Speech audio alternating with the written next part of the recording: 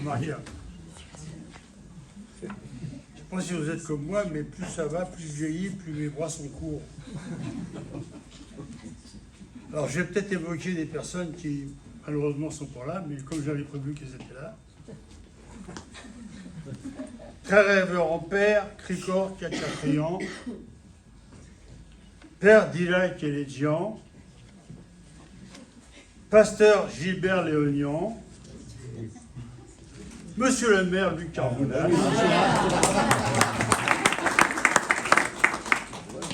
chère Nora Tachian, chers amis, nous avons le plaisir et la joie de fêter le 45e anniversaire de l'école arménienne d'Alfortville.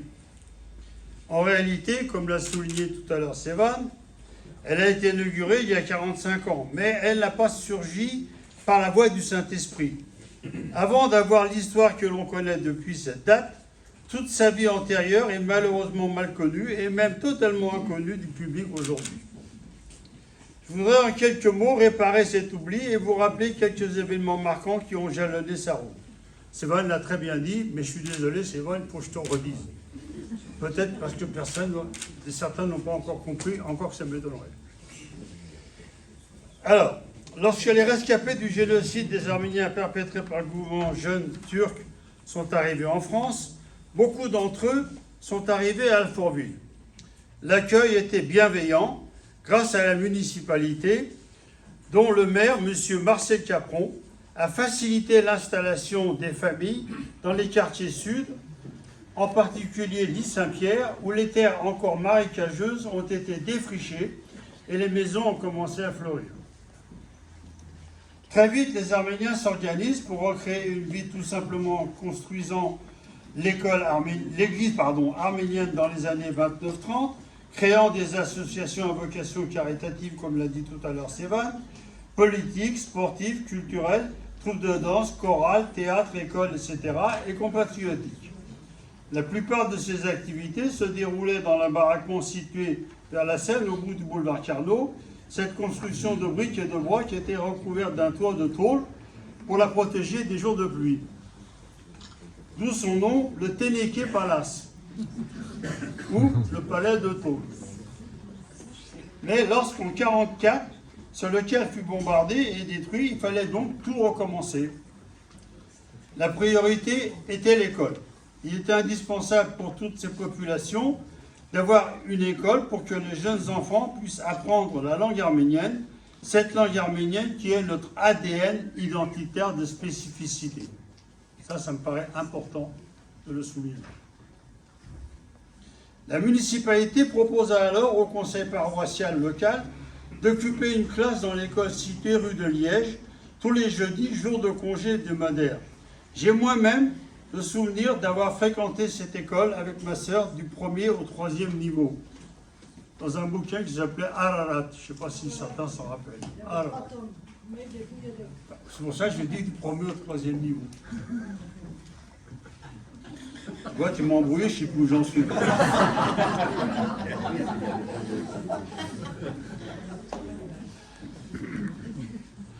Bien des années plus tard, j'étais donc tout jeune marié, lorsque les cours d'arménien furent transférés à l'école élémentaire de la rue Étienne Delay.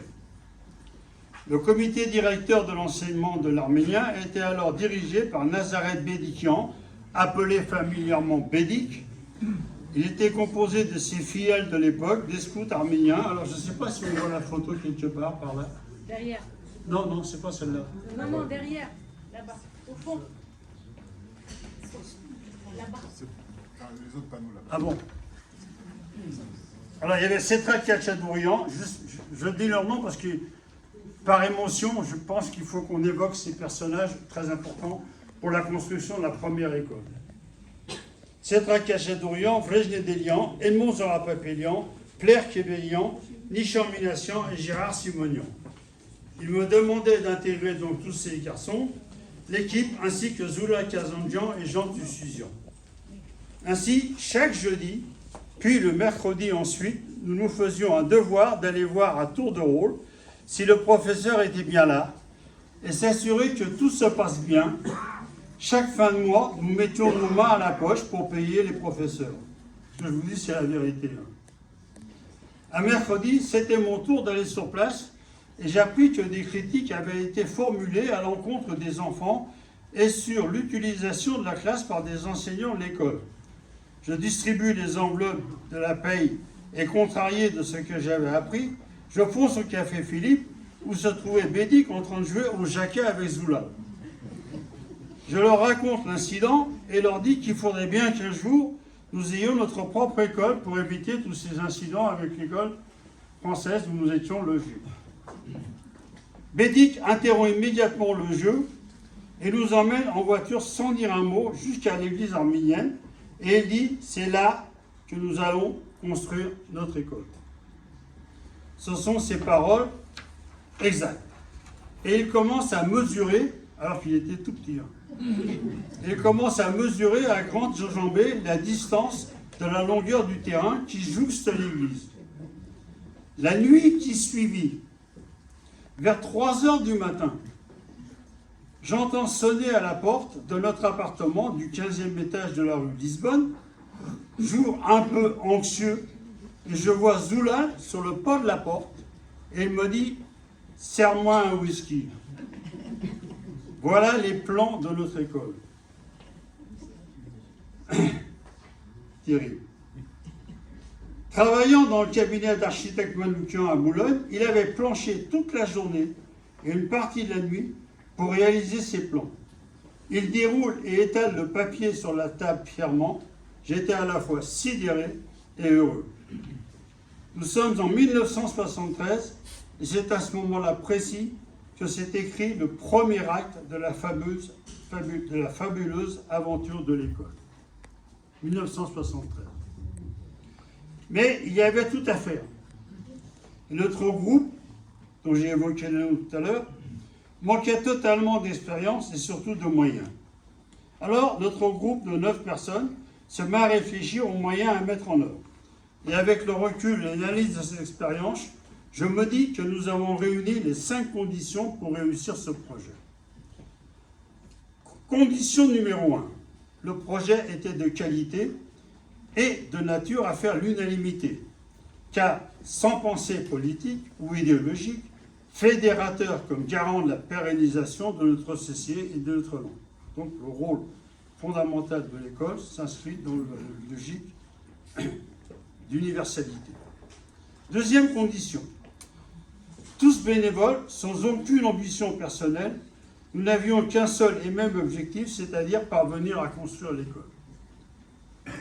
Condition numéro 3, il fallait une véritable osmose entre le projet et la communauté pour garantir la réussite. Le fait d'être connu dans la communauté arménienne d'Alfortville et d'être estimé a largement contribué à nous encourager. Condition numéro 4, il fallait avoir une association solide à nos côtés. C'était le cas de l'Église. La paroisse d'Alfortville et l'association cultuelle de l'Église arménienne de Paris et de la région parisienne, avec à sa tête Monseigneur Kuhn Nakachian et comme président M. Garbiche Chorpachian, ont toujours apporté leur soutien financier et moral. Merci à eux et paix à leur âme. Condition numéro 5, et non des moindres, le soutien indéfectible de la municipalité dès le début avec M. Marcel Capron, M. Raoul Bleuze, M. Joseph Franceschi qui inaugura l'école en 1979 en présence du Catholicos Pascal Ier, de M. René Rouquet et à M. Luc Carvounas, notre maire actuel. Les projets communautaires ont toujours été défendus et dès lors qu'ils avaient vocation de concerner tous les Arméniens. Certes, ce n'était pas suffisant, car il fallait trouver des fonds pour commencer les travaux. Bédic croyait qu'avec les 6 pièces d'or de la trésorerie de l'Église, ce serait suffisant.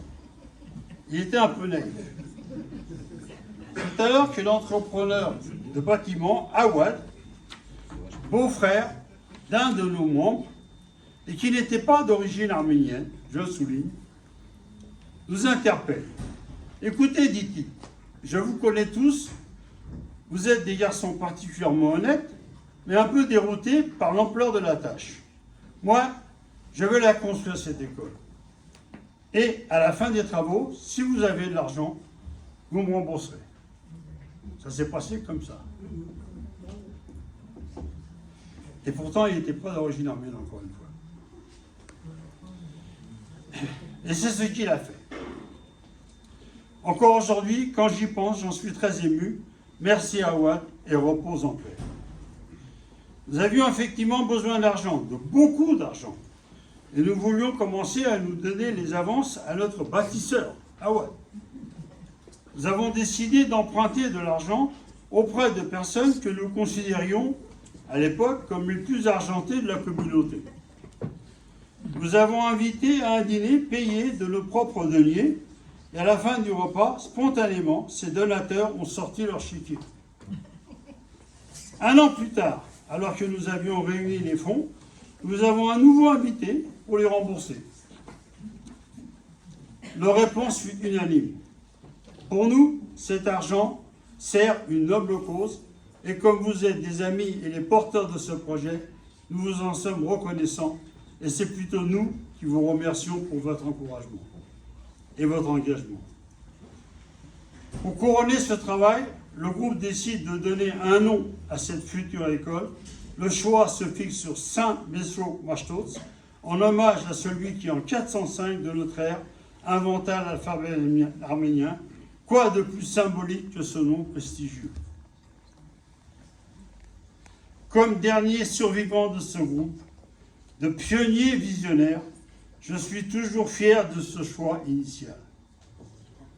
J'ajoute que de toute ma vie associative, ce sont les années que j'ai travaillé dans ce groupe que j'ai le plus aimé. Mais, comme je l'ai toujours dit, et toujours pensé, quand on a construit l'école, on a fait le plus facile. Il restait à faire le plus difficile, car d'autres difficultés émergeaient. En ce jour anniversaire, nous devons avoir une pensée particulière pour tous les bénévoles qui ont contribué à la formidable réussite visible aujourd'hui. Je mentionnerai l'importance et l'efficacité des conseils administratifs qui se sont succédés avec des bénévoles pour acheter des terrains, agrandir les locaux, obtenir des contrats d'association avec l'État, faire évoluer l'école maternelle vers une école élémentaire, puis récemment vers un collège, suivant des programmes officiels du ministère de l'Éducation nationale.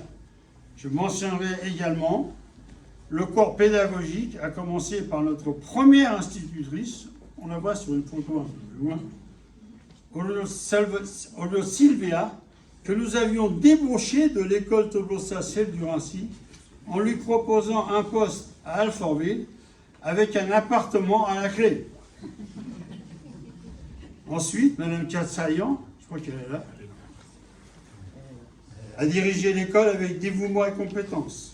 D'ailleurs, elle a reçu, ça je sais que très peu de gens le savent, elle a reçu,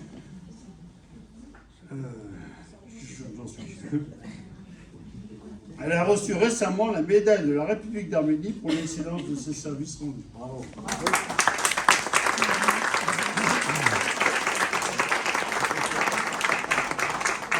Je n'oublierai certainement pas ma chère Nora, notre directrice, qui réalise un travail remarquable de pédagogie et à qui nous devons cette magnifique exposition souvenir. Le groupe initiateur que je représente aujourd'hui n'aurait jamais imaginé l'extraordinaire évolution de cette modeste école maternelle dont la gestion aura duré 6 ans et qui a vu le jour en 1979. Je voudrais conclure en vous disant quelques mots en arménien.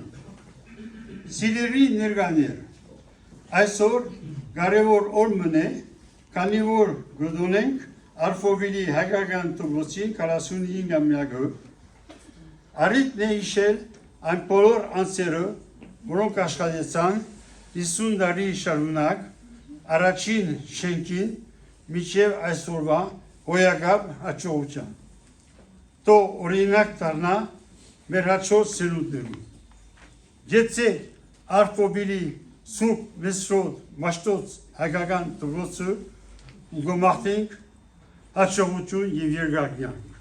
Vive l'école arménienne Saint-Messour d'Alfortville en lui souhaitant réussite et longue vie. Merci pour votre patience.